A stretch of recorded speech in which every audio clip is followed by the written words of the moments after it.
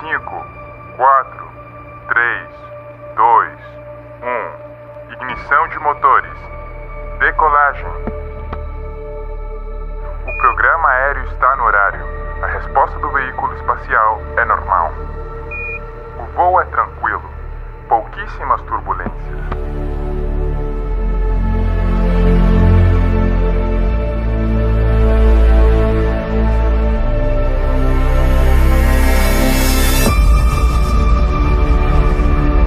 Contemple novamente este ponto. É aqui, é o nosso lar, somos nós. Nele, todos aqueles que você ama, que você conhece, que você já ouviu falar, cada jovem casal apaixonado, cada professor moralista, criadores e destruidores da civilização, todos os santos e pecadores da história da nossa espécie viveram ali, nesse grão de poeira suspenso num raio de sol. Talvez não exista maior comprovação da loucura das vaidades humanas do que esta distante imagem do nosso minúsculo mundo. Viaje no tempo para descobrir como os eventos da história do nosso mundo sugerem que não estamos sozinhos no universo e que o nosso pálido ponto azul tem um propósito.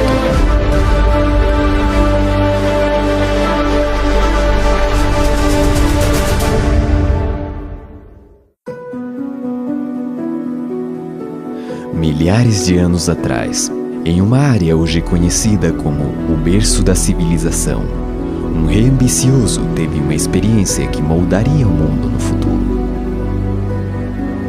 Babilônia foi a maior cidade da Terra e seu legado continua vivo. Passando pela imponente Porta de Ishtar, os viajantes encontraram uma cidade repleta de vida e cheia de ouro e riquezas. Esta joia da antiguidade foi a inveja do mundo. Qualquer pessoa que visitasse a Babilônia, no auge do seu poder, ficaria absolutamente pasmado diante do espetáculo da sua arquitetura e pelo fato de que ali se reuniam na cidade pessoas de todo o mundo. Foi uma verdadeira metrópole. Babilônia se proclamou a primeira cidade do mundo, a primeira cidade que os deuses haviam criado. E essa presunção reflete o fato de que realmente era uma metrópole de ordem e escala que o mundo nunca tinha visto antes. Certa noite, o rei da Babilônia, Nabucodonosor, foi despertado por um sonho incomum. Um jovem escravo hebreu, de nome Daniel, foi chamado para interpretar o sonho. Daniel, como muitas pessoas no mundo antigo, acreditava que os sonhos eram significativos e que Deus se comunicava, ou os deuses se comunicavam através dos sonhos. E Daniel acreditava que o seu Deus, o Deus dos hebreus, sabia o significado e a interpretação deste sonho. Em seu sonho, o rei viu uma estátua gigante feita de ouro, prata, bronze e ferro, com os pés de ferro misturado com barro. Daniel revelou que cada metal representava um poderoso império, que começava com Babilônia como a cabeça de ouro. Ele previu com precisão o surgimento e a queda dos impérios.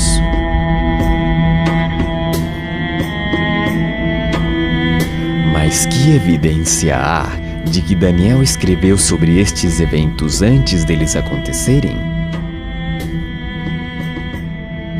Os manuscritos do Mar Morto contêm seções do livro de Daniel e são datados do século II a.C.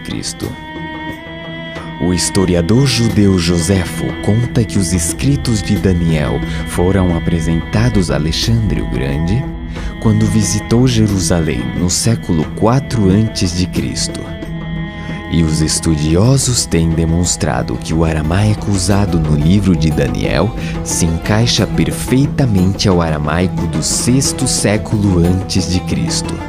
A primeira vez que ouvi falar sobre este sonho, devo admitir que estava cético.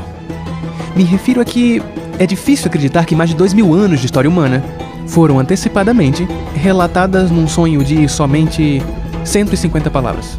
E eu fui confrontado com a ideia de que ou estamos lidando com algo que poderia ser uma farsa, uma mentira, ou algo sobrenatural está em jogo. Daniel havia predito que um império representado pelo peito e braços de prata se levantaria para conquistar Babilônia. No auge do domínio babilônico, Daniel predisse que se levantaria um reino inferior.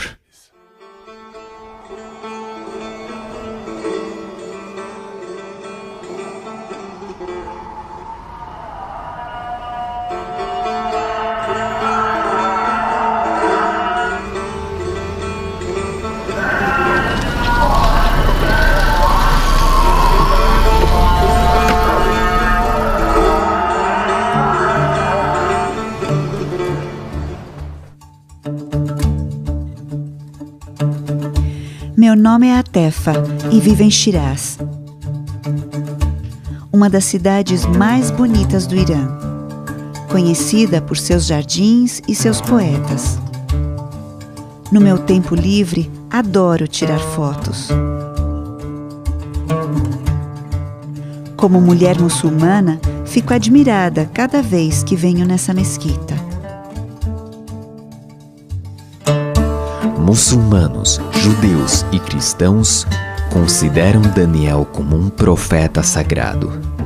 E mais de 2000 anos atrás, um conquistador se levantaria do leste para liderar uma luta contra o poderoso império de Babilônia.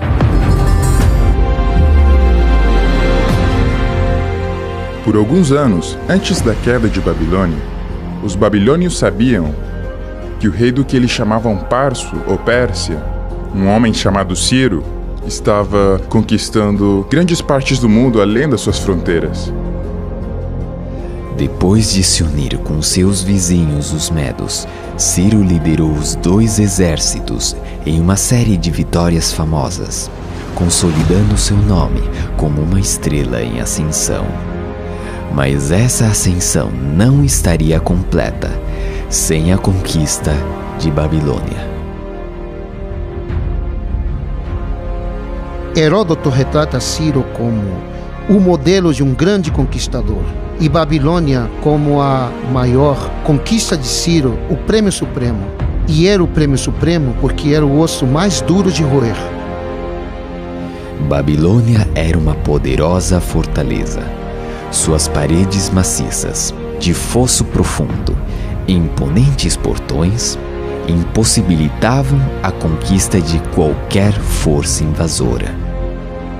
Confrontados por muralhas que não podiam ser violadas, as tropas persas identificaram o rio Eufrates como ponto de entrada.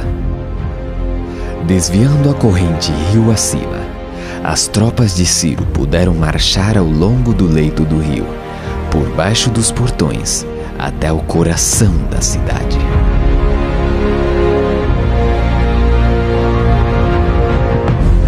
As muralhas de Babilônia pareciam inexpugnáveis a qualquer força invasora. E ainda assim, em um dos grandes mistérios da história, a cidade de Babilônia caiu em uma única noite nas mãos de Ciro. E só então, quando Ciro tomou Babilônia, é que o rei da Pérsia pôde se chamar de o rei do mundo. A conquista de Ciro lançou as bases para o Império Medo-Persa. Seus grandes complexos palacianos ainda podem ser vistos hoje. Quando percorro as ruínas dessas cidades antigas, sinto uma forte ligação com o passado. Sinto que o legado e as mensagens do passado continuam vivos hoje.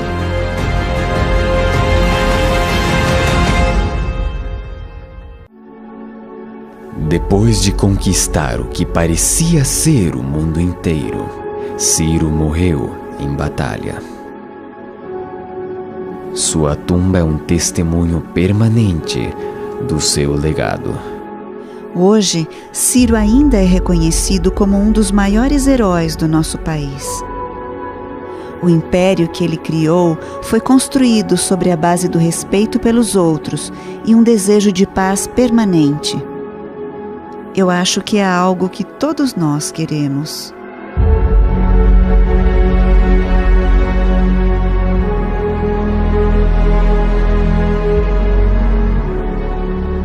Quando os reis da Pérsia morriam, seus corpos eram enterrados aqui. Sua altura significativa era um símbolo apropriado de seu domínio e força.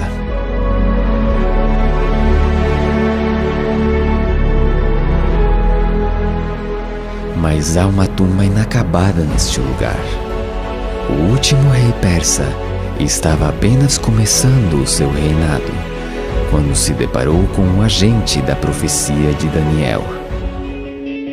Um jovem e valente general das colinas da Macedônia havia posto seus olhos na Pérsia.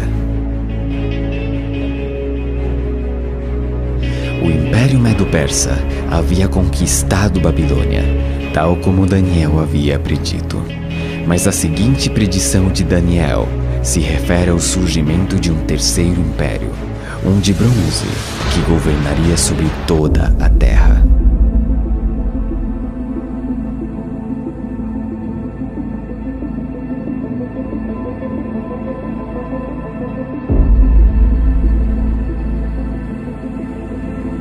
Escalar aqui é uma espécie de tradição que passa de pai para filho. Temos rotas fáceis, com rochas pequenas, mas também temos as rochas grandes. A mais alta tem 250 metros. Sentimos medo ao escalar, mas é assim que se desfruta mais.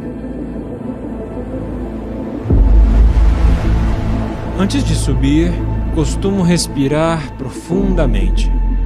É tranquilo lá em cima. Dá para sentir a solidão.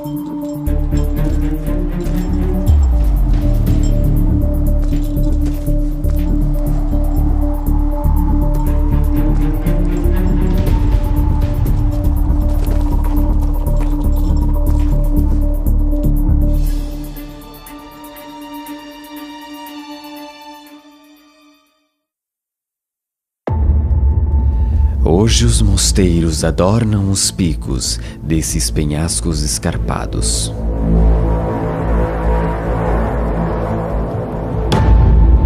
No século XIV, um monge solitário chamado Varlan escalou essas rochas íngremes para construir um mosteiro. Sob o olhar atento de um monge, existe uma pintura representando uma figura-chave da linha do tempo de Daniel. Alexandre o Grande.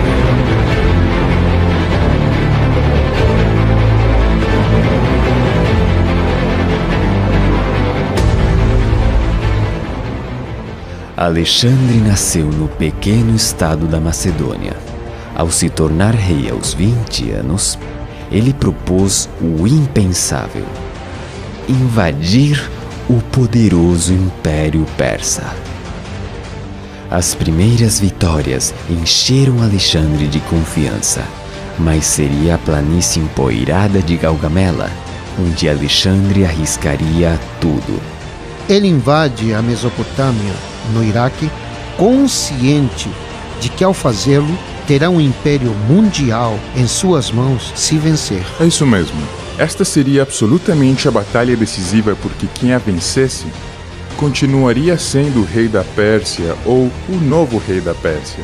O rei persa lhe enviou uma oferta de paz, dizendo: fique com a metade ocidental e me deixe com a metade oriental, e assim ficamos em paz. E Parmênio, um de seus generais, lhe disse: se eu fosse você, aceitaria a oferta. E Alexandre respondeu: se eu fosse você, eu aceitaria. Mas não era Alexandre. Era impossível para ele aceitar condições. Ele tinha que seguir em frente e alcançar seu objetivo. Em todas as batalhas que lutou, ele ia pela vitória, direto na jugular. O clímax de todo seu reinado se aproximava. Tudo dependia disso. Levando suas forças para o flanco direito, Alexandre forçou uma brecha na linha persa. Carruagens persas reagiram em direção à esquerda grega. Alexandre aproveitou a abertura e perseguiu o rei persa em retirada a cavalo. Embora em grande desvantagem, em solo estrangeiro, Alexandre comandou uma famosa vitória. Ele provocou a queda de um império e a ascensão de outro. O Império de Prata foi substituído pelo Império de Bronze, assim como Daniel disse que seria.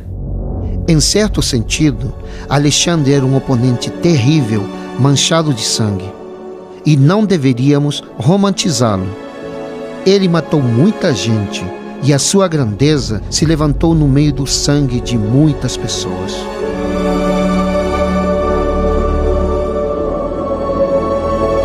Alexandre se estabeleceria em Babilônia, no antigo palácio do rei Nabucodonosor. Mas ao refletir sobre suas conquistas, chorou, porque não havia mais terras para conquistar. Alexandre estava literalmente fazendo história. Ele marca a transição de uma era para outra. Sem a genialidade de Alexandre e sem a revolução militar que iniciou Felipe, seu pai, é perfeitamente possível imaginar um mundo onde o Império Persa ainda existisse. Em muitos sentidos, eu diria, assim como outros já disseram antes de mim, Alexandre Magno foi a sua própria maior criação. Seu império grego havia conquistado o mundo então conhecido com assombrosa velocidade. Um homem cumpriu a profecia de Daniel.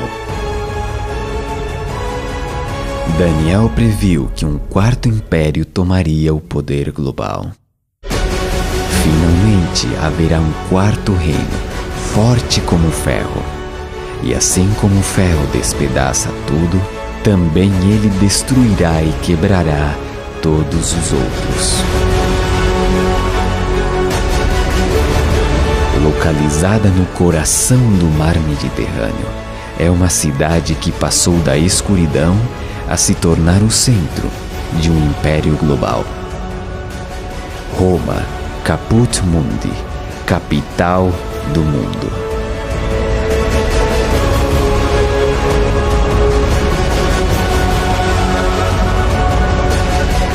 As maravilhas arquitetônicas continuam de pé, símbolos permanentes de força e ambição.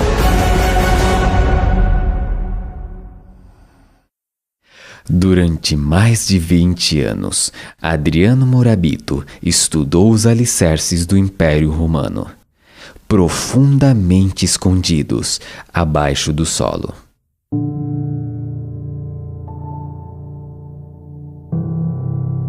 Muitas pessoas vêm a Roma para visitar o que está acima do solo, mas há muito mais abaixo da terra. Roma era uma mega cidade do passado. A grandeza do Império Romano é devido à rede de estradas que foram feitas para conquistar os diferentes territórios e à construção de aquedutos adequados para cada cidade. Foram construídos aquedutos que possibilitaram o crescimento da cidade. E também se construíram estradas, as quais foram essencialmente, em outras palavras, como uma espécie de rede através do território conquistado. Existe um ditado muito conhecido que diz que todos os caminhos levam a Roma. Mas creio que seria melhor dizer que todos os caminhos saem de Roma. As estradas romanas levavam suprimentos e soldados para os confins do império, provocando carnificina e brutalidade por onde passavam. Quando as tropas ocidentais atacam, eles se gabam de quão poucas baixas foram infligidas. Quando Júlio César foi para Gália, ele se gabou de quantos havia matado. Mas o derramamento de sangue não estava restrito a terras estrangeiras. Os espectadores se reuniam no Coliseu para ver como milhares de pessoas eram assassinadas violentamente. Em muitos sentidos, a arena é a instituição romana por excelência. Esta foi uma expressão de sua virilidade e de sua superioridade sobre o mundo bárbaro e sobre o mundo natural. No auge do Império Romano, aproximadamente 1 em cada 5 pessoas do planeta viveu e morreu sob o domínio do imperador. Suas fronteiras estendiam-se do norte da África até a Britânia. Por volta de 476 d.C., as invasões bárbaras tinham reduzido as fronteiras do Império Romano a um tamanho não visto em 6 séculos. Havia predadores nas fronteiras. Os romanos os chamavam de bárbaros. Muitos deles foram dominados pelos romanos e perderam completamente sua liberdade. E obviamente se ressentiram e odiaram isso. Eles foram capazes de reagir e tomar posse de vastos territórios do Império Romano. Daniel antecipou que o Império Romano iria desmoronar por dentro. E quanto ao que viste dos pés e dos dedos, em parte de barro, em parte de ferro, o reino será dividido, por uma parte forte e por outra frágil. As tribos bárbaras dividiram o Império Romano, e essas novas nações estabeleceriam as bases para a futura Europa. Para os europeus, Roma era o fantasma que não desapareceria. E quando o imponente governo dos Césares desmoronou, havia pessoas que queriam restaurá-lo. De certa forma, poderíamos argumentar que o Império Romano nunca caiu realmente. E que nós, como europeus modernos, somos apenas os romanos atuais. A próxima predição de Daniel era que os reis e rainhas europeus procurariam reparar o império dividido por meio de alianças matrimoniais. Quanto ao que viste do ferro misturado com barro de lodo, misturar-se-ão mediante casamento, mas não se ligarão um ao outro, assim como o ferro não se mistura com o barro. À medida que o século XX se aproximava, muitos dos poderes políticos da Europa estavam vinculados por alianças matrimoniais. Mas as disputas familiares arrastariam a Europa através de 2 guerras mundiais. Milhões pereceriam à medida que líderes ambiciosos procurassem ressuscitar um império europeu. Determinados a nunca permitir que a Europa mergulhasse em outra guerra sangrenta, os líderes mundiais se uniram para assinar tratados de paz, abrindo caminho para o desenvolvimento da União Europeia, mas a tensão continua. Desde que as fronteiras abertas foram amuralhadas, os medos sociais e religiosos se espalharam pelas ruas. A desigualdade econômica, o desemprego crescente e o extremismo político estão ganhando terreno. Está claro, o ferro e o barro não se misturam. O sonho de Daniel contém 7 elementos proféticos: Babilônia, Medopérsia, Grécia, Roma, etc. E desses 7 elementos proféticos, 6 deles já aconteceram. Agora basta a força da lógica e das probabilidades que sugerem que, se 6 dos 7 elementos proféticos já ocorreram, é muito provável que o 7º também ocorra. Daniel predisse que o ouro da Babilônia passaria em mãos de outro. Que o império de Ciro chegaria ao fim.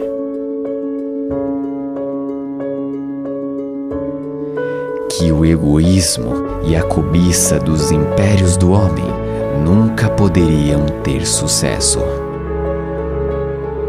Que a força e a brutalidade do Império Romano encontrariam seu rival. Que suas fronteiras se fragmentariam, que seriam divididos internamente, e que os esforços para unir-se contra a palavra de Deus continuamente fracassariam. O elemento profético final é uma pedra cortada sem o auxílio de mãos. Essa é a maneira que Daniel expressa uma intervenção sobrenatural que golpearia a imagem nos pés de ferro e barro. Isso significaria o fim de todos os reinos terrestres e que Deus estabeleceria finalmente seu próprio reino eterno. Hoje, o nosso pálido ponto azul está posicionado no final da linha do tempo de Daniel. Ele antecipou que durante o tempo da Europa moderna, Deus retornaria à Terra para estabelecer seu reino eterno.